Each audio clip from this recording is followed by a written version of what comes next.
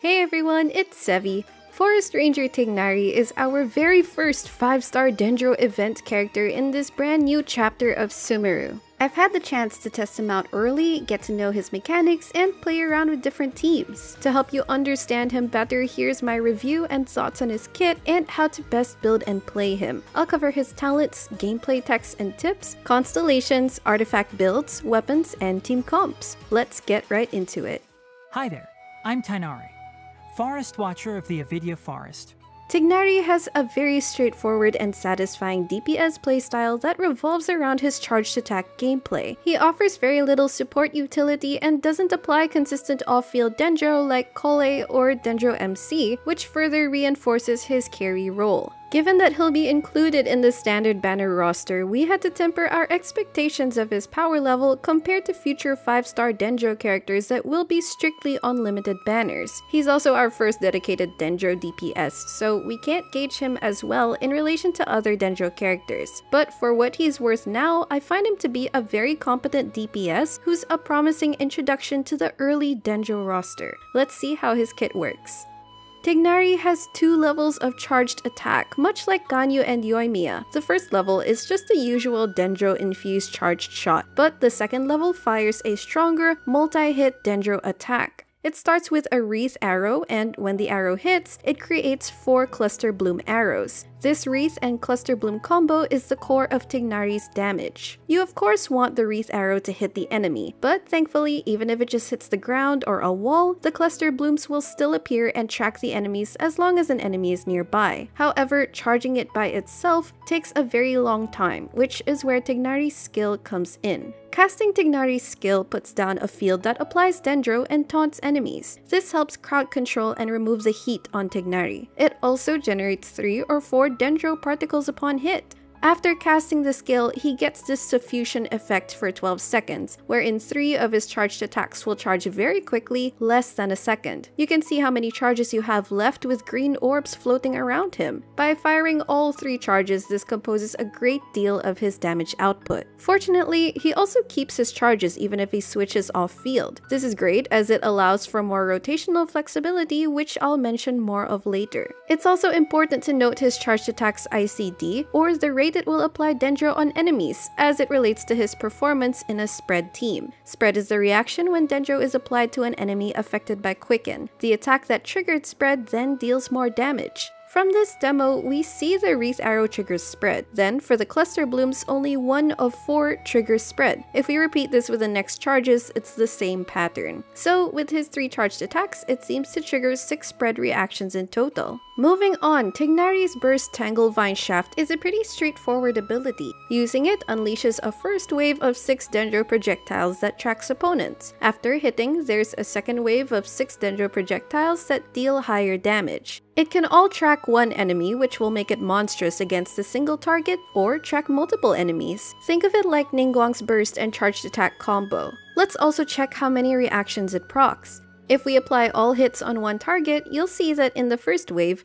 2 of the 6 shafts will proc a reaction, and it's the same case for the second wave. But if they hit different targets, the Dendro application mechanics will be counted separately on each of them. The best thing about his burst is that it only costs 40 energy. It's a far cry from the high burst cost we've gotten from most Inazuma characters, and this leads to energy needs being less of a worry. Finally, let's take a look at his passive talents. His A1 passive, Keen Sight, gives him EM when he fires a wreath arrow. 2 things to note about this is that 1, it doesn't need to hit a target, it just needs to fire. And 2, it doesn't stack with multiple wreath arrows, but rather it just refreshes the buff duration. Next, his A4 passive Scholarly Blade converts his EM stat into damage bonus for his charged attack and burst at a rate of 0.06% per EM point. It has a limit of 60%, which is at 1000 EM. This way, at least his EM stat contributes to both his kit's raw Dendro damage and reaction-based damage. I don't usually mention exploration talents, but his Encyclopedic Knowledge passive will also help us players with resource farming in the new, unfamiliar region of Sumeru.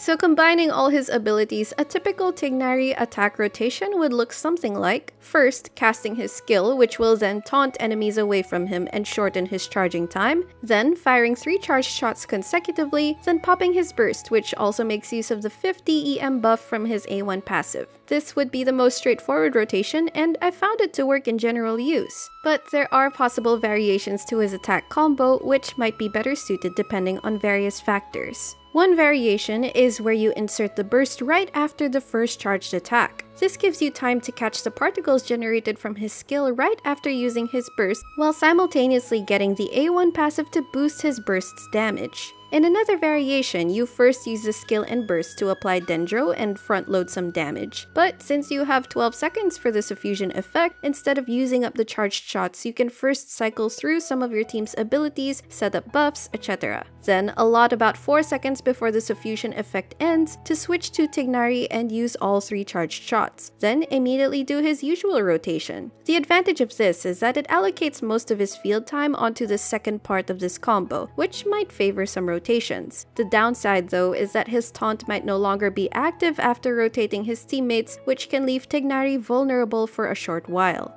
Another thing to consider is that due to Tighnari's charged attack focused gameplay, some characters that rely on normal attacks to proc their abilities have difficulty synergizing with him. For instance, Xingqiu and Yelan's bursts or Beidou's burst. However, there is a way to kind of make it work where you weave in normal attacks in between Tighnari's charged attacks. For example, your combo becomes like this. Personally, it feels clunky to play for me, and making mistakes can be costly. However, you can try some teams if you have the mechanical skill to execute it smoothly. There will surely be more advanced techs with Tighnari to uncover over time, but these are my personal findings so far. Finally, for prioritizing his talent levels, equally level up his NACA talent and burst talents, as they're both essential to his damage. His skill deals very negligible damage, and its level only increases that by very little, so it will be very low priority, and you can save your resources for something more valuable.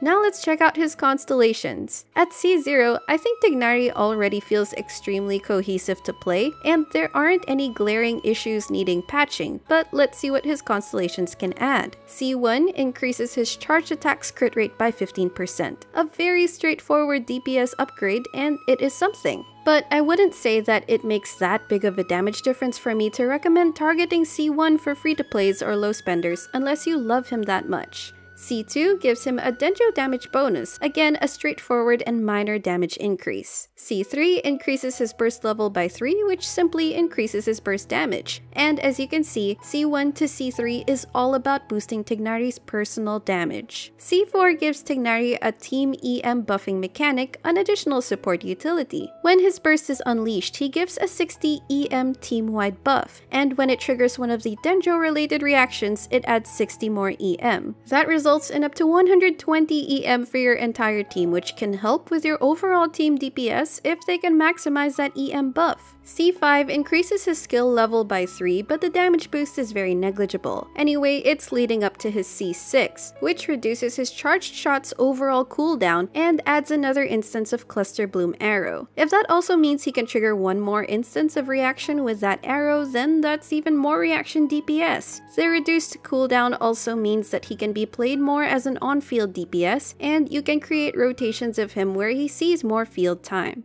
The value of knowledge cannot simply be quantified in monetary terms. Now that we're familiar with his kit, how do we build Tighnari? Let's start with his artifact main stats. For his goblet, he wants Dendro damage bonus. A temporary attack or EM cup can suffice while you farm for that elusive Dendro piece. Then he wants a crit rate or damage circlet to help achieve a 1:2 crit ratio. For his sands, a common question will likely be if you should build him attack or EM. Generally speaking, because of RNG, you can go with the one that has far superior substats. If they're of equal artifact quality, then try to go for the sands that balances whatever other buffs Tighnari already receives a lot of. For example, if you have an external source of attack, balance it with an EM Sands. If he's already getting a lot of EM buffs, then an attack Sands can be more beneficial. On his signature bow in particular, an EM Sands will be a bit more beneficial since his bow gives him additional EM scaling, unless again you have an attack Sands with superior substats.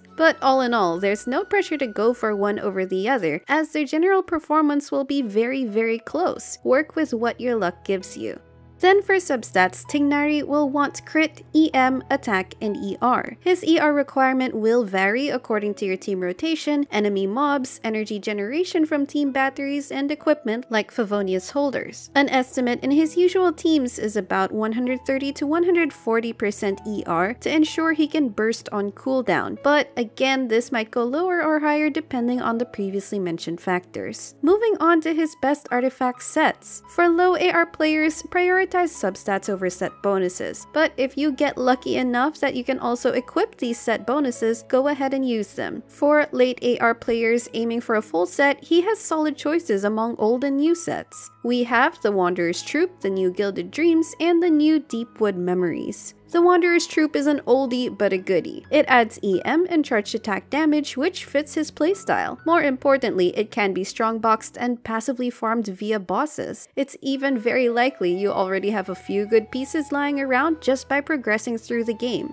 Then looking at the new set, Gilded Dreams, it's another top option. It stacks EM and attack for him depending on your team comp. However, it might take longer to farm a full set given that it's brand new, and from TC sheets, it's practically at par with the Wanderer's Troupe. And the Wanderer's Troupe effect has the advantage of being unconditional, while Gilded Dreams is conditional. At the end of the day, it's a matter of which has better substats. The other new set is the Deepwood Memories. If Tighnari is the only unit in the team that equips it, the set will come out on top because of the valuable Dendro resistance shred. Remember, Animo cannot shred Dendro resistance using the VV set. However, thanks to its condition, which only requires the equipped character to hit an enemy with either their skill or burst, it's very possible to have another unit equip it, whether they're Dendro or non-Dendro. So if another party member is already using this, having Tighnari also run it will be redundant, and you could instead use another 2-piece or 4-piece set to further boost his damage. But if you can't complete a full set, it's also perfectly fine to run a combo of 2-piece Deepwood, 2-piece attack, or 2-piece EM set. Without the pressure of adhering to a full set, you have way more room to equip 2-piece combos with better substats. Let's nip that in the bud. Now let's take a look at Tighnari's best weapon options, and there are quite a lot for any spending bracket. Free-to-plays are spoiled with options. The 3-star Slingshot is the cheapest option. Though its passive effect seems to be anti-synergistic with Tighnari's Cluster Bloom's travel time, it still gives you valuable high crit value, and the Wreath Arrow can still benefit. For a 3-star, it's a lot of bang for your buck. Next is the Windbloom Ode, a very solid choice as all its stats and effects synergize perfectly with Tighnari, but of course, newer players won't have this since it's a limited time weapon. For craftables, the classic option is a Prototype Crescent. It does rely on you being able to proc its passive by hitting weak points, so aiming skills are needed to maximize it. Some enemies don't have weak points too, in which case its full potential isn't unlocked, but overall it's a generally good bow. The new King's Squire is our Sumeru craftable bow. It's undeniably good looking on Tighnari, and the EM buff is useful. If fashion is your concern, then definitely choose this and it'll still do the job. However, if you're willing to look past the aesthetics, the Prototype Crescent or Slingshot can actually potentially outdamage it in certain scenarios. Then for more 4-star options, we have 2 additions. There's the Stringless, which is a simple plug-and-play bow. It helps with Tighnari's burst and has an apt EM substat. This will be well complemented by attack buffs to balance the damage. Then the Battle Pass Viridescent Hunt matches his style with very decent stats. It's very close to other unpaid options in terms of raw damage, so there's little reason to buy it just for him. But its grouping effect can make it more useful in enemy mob situations. As for 5 stars, generally speaking, the attack crit focus bows can be either equal or notable improvements over the previously mentioned options. Polar Star, Aqua Simulacra, and Hunter's Path will have the highest damage ceiling. The Hunter's Path is his clear best in slot. It gives a crazy high crit rate, elemental damage bonus, and gives the wearer an EM scaling effect that adds to charged attack damage. Lastly, the Elegy for the End seems like an unlikely recommendation, but it can be situationally used depending on how well your team utilizes its passive effect at the cost of Tighnari's personal damage. Don't be afraid to make mistakes. It's all part of the learning process. For our final section, let's discuss his team comps. As I said before, Tighnari's DPS playstyle doesn't leave room for him to be a dependable off-field Dendro applicator or support. He's really meant to deal quick bursts of damage, and his party members will involve supporting and enabling him to DPS. Because of this, Tighnari doesn't fit as well in Bloom-based teams. This doesn't mean he can't work in them, but Dendro Traveler and even Collei may perform better as off-field Dendro applicators for a Bloom team, which is why I think the best team for Tighnari is a spread team, and it's way ahead of other team options. Tighnari's kit takes much advantage of the quicken spread effect, with some of his arrows and burst vines receiving the flat damage bonus. The main team template involves at least one Electro teammate for Tighnari and 2 flex slots. Excellent options for Electros would be Fischl and Yae. You could consider Shinobu if you really need a healer, however the first options are much better at delivering DPS and proccing their own aggravates, and Shinobu needs a melee range for her skill to apply Electro. Taking a double Electro pair will give the team greater particle generation from the resonance, helping with the team's energy needs. You can also give Tighnari a second Dendro teammate, though of course your options for now are limited. In this case, the Dendro support can hold the 4-piece Deepwood memory set to shred Dendro resistance. Another option for the final slot is an Anemo unit. Sucrose is very helpful for her crowd control, and she can at least shred Electro resistance with VV or buff more EM with instructors alongside her EM sharing. Note that playing Sucrose with Tighnari can encourage you to stick with attack stance on him. Of course, other Anemos will still deliver good utility in this team. Tighnari can make use of a shielder like Zhongli or Diona if you want to prevent attacks from interrupting him, but in my experience, distancing him from his skill's taunt field keeps him safe enough to quickly perform his charged shots. Without a shielder or healer, this type of team requires good positioning and dodging to survive. Feel free to include a protective support for more comfort. Again, a spread team seems to be his current top choice. Your alternatives are a burning team or a bloom-based team. Tighnari will underperform in such teams compared to his spread teams, unless we get new synergies in the future that make these more worthwhile.